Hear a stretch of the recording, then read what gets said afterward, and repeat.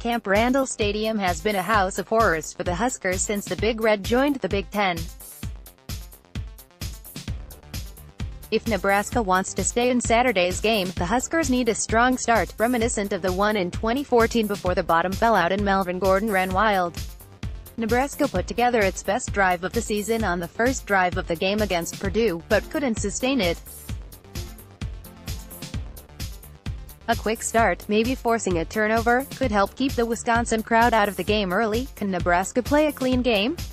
Aside from the penalties, which have been well documented, Nebraska will need to win the turnover game, but a big number to watch will be field position. The Huskers have lost the starting field position game to their opponents in a big way this season, and against a team like Wisconsin, forcing longer drives is the way to success.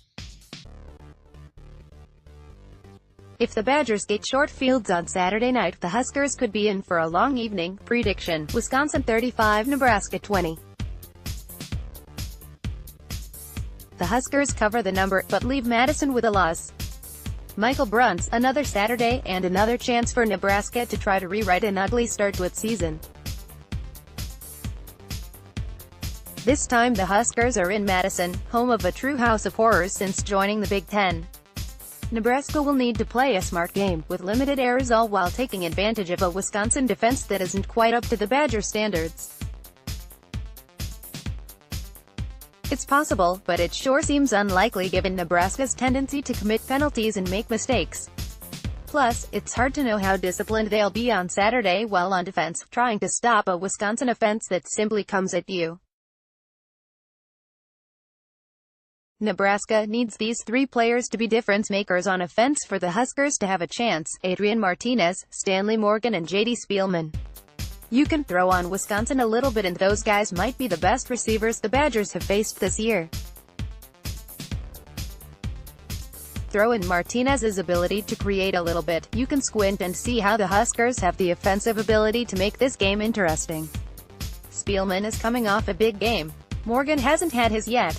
Two of Martinez's three games have been very solid through the air. Prediction: Wisconsin 45, Nebraska 14. There's no reason for me to believe the Huskers play smart football in a tough environment. The winless season moves on another week. Mike Schaefer: can Adrian Martinez's arm and the talents of J.D. Spielman and Stanley Morgan give the Badgers problems? Camp Randall has been a rude place to visit for Husker QBs. In fact, Nebraska quarterbacks are 47 of 112, 41.9%, the last four games against Wisconsin, no matter the venue. But the Huskers need some big plays downfield against a young Wisconsin secondary on this night to pull an upset. Martinez needs his O-line to give him time, and the Huskers' main playmakers have to drop at least a couple explosive plays.